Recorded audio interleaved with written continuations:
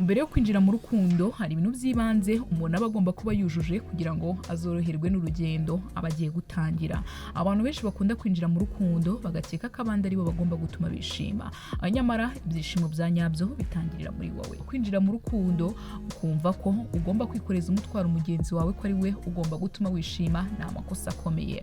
Niba wifuza ko urukundo ushaka kwinjiramo cyangwa urimo ruzaramba, ugomba kuba wujuje izi ngingo 10 twaguteguriye. Iyi ni Story House ngendetiye mahirwe, dore ibintu 10 ugomba kuba wujuje mbere yo gufata icyemezo cyo kujya mu rukundo. Ikintu cya mbere ni iki: kwimenya. Kwimenya nicyo kintu cy'ibanze ugomba kuba wujuje kugira ngo ubashe kwinjira mu rukundo. Kumenya imiterere n'imitekerereze yawe nicyo kintu cy'ibanze mbere y'uko utangira gukunda no gukundwa. Ntibyakorohera kumenya abandi nawe ubwawe utiyizi. Ikintu cya mbere burya rero ugomba kwitaho ni ukuba nawe ubwawe wiyizi, ukavuga ati ngira intege nke ahangaha, ukajya mu rukundo ubizi ku buryo na mugenzi wawe azabasha kukwihanganira kuko nawe uzaba waramubwiye yuko ugira intege nke ahantu runaka. Ikintu cya kabiri kindi ugomba kuba wujuje ni iki ngiki: kugira inshuti zawe za hafi kandi wizeye. Inshuti zibamo amoko menshi, ariko inshuti nyanshuti siho rikubwira ibyiza gusa. N'igihe uyobye iragukebura ikakwereka amakosa. Mwene izi inshuti nizo ugomba kwegereza mbere yo kwinjira mu rukundo. Iyo hari amakosa uri gukora mu rukundo rwawe rushya cyangwa ukundana n'umuntu twakwita udashobotse, nibo ba mbere wabibwira. Kutagira umuntu ukuba hafi ngo agukebure aho utari kwitwara neza bishobora gutuma ugwa mu rwobo utazapfa kwikura. Baca umugani mu Kinyarwanda ngo agasozi gaterera ugatega inshuti. Igihe bizaba byazambye mu rukundo rwawe n'umusore cyangwa umukobwa w'inshuti yawe, inshuti zawe nizo ziba zigomba kugufasha kuva muri ibyo bibazo ndetse kukugira inama zifatika. Mu buzima nawe wigira kandi nta mugabo. Ikindi kintu cya gatatu ugomba kuba wujuje mbere y'uko ujya mu rukundo ni iki ngiki: kumenya urukundo icyo ari cyo. Kwinjira mu rukundo utazi aho biva n'aho bigana biba bigoye kumenya uko witwara mu mubano mushya uba ugiye kwinjiramo. Kwibwira ko mu rukundo habamo ibyiza gusa ni ukwihenda. Ugomba kumenya ko hari n'igihe bitagenda neza uko biteganya. Guhemuka no guhemukirwa nabyo bibamo. Ikintu cya kane kindi ugomba kuba wujuje mbere y'uko ufata icyemezo cyo kujya mu rukundo ni iki ngiki: kutitiranya urukundo n'ihahiro.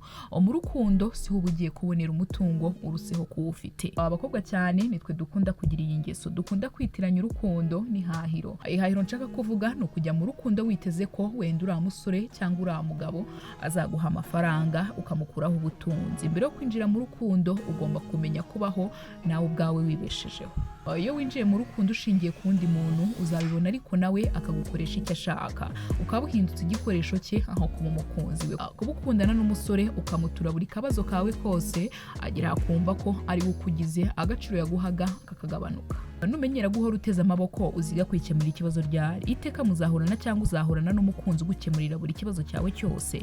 Iki ni ikintu ugomba gutekereza we mukobwa kugira ngo ubashe kwinjira mu rukundo wizeye, utari kuvuga ngo uriya musore niwe uzamfasha ibi byose. Nawe ugomba kujya mu rukundo wishoboye ku buryo atazabona yuko ari we kamara mu buzima bwawe. Ikindi kintu cya gatanu ugomba kumenya ni iki ngiki: kwinjira mu rukundo kuko bihatirijwe urebeye ku bandi. Ingendo y'undi iravuna. Gutangira gukundana ngo kuko wabonye kanaka bikora ni ikosa rikomeye cyane. Banza utekereze neza niba ibyo ugiye kwinjiramo ubizi koko.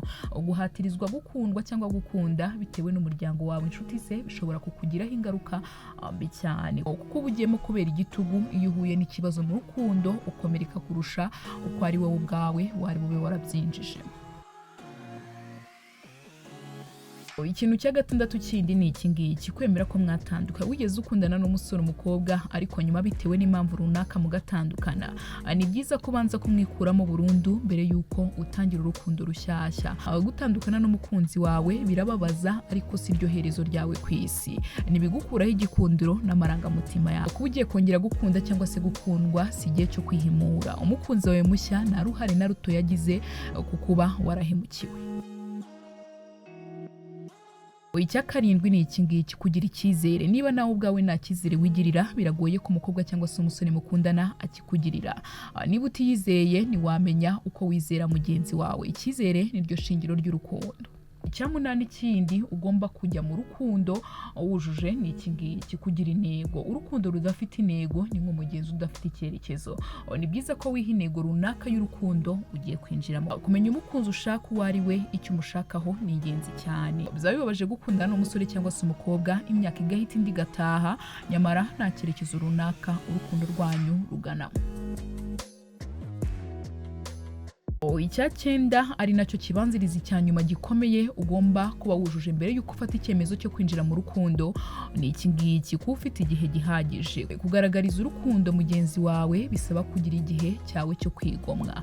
Kumenya neza umukunzi wawe bisaba igihe. Iteka mu rukundo hari igihe umukunzi wawe aba atagenzwa na kamwe. Kumenya niba koko icyo akwifuza hari urukundo nabyo bisaba igihe. Si byiza guhita witanga cyangwa wimariramo umukunzi wawe utaramumenya wese ngo umenye n'icyo agamije mu rukundo rwanyu. Nk'uko nabikubwiye tugitangira iki kiganiro, nakubwiye ko tugiye kurebera hamwe ibintu 10 ugomba kuba wujuje mbere yo gufata icyemezo cyo kwinjira mu rukundo. Abantu aho bava bakagera baba batandukanye muri byinshi.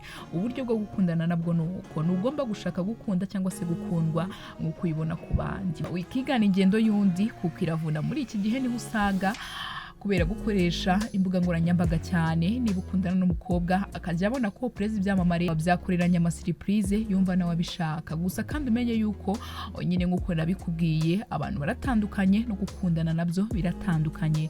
Niba umusore mukundana kwitwaraho gutya cyangwa umukobwa mukundana kwitwaraho gutya, niba umukunze gumana ibyo ngibyo kuko niwe wahisemo, kandi nyine abantu baratandukanye, nta na rimwe abantu dushobora guhuza. Buriwe mu kugaragariza amarangamutima yawe umukunzi wawe. Njye nari Diane Mahirwe, iyi ni Story House. Kamwibutse gukora subscribe niba utarayikora, kandi niba unafite igitekerezo wakidusangiza muri comment. Imana ikomeze kubarinda.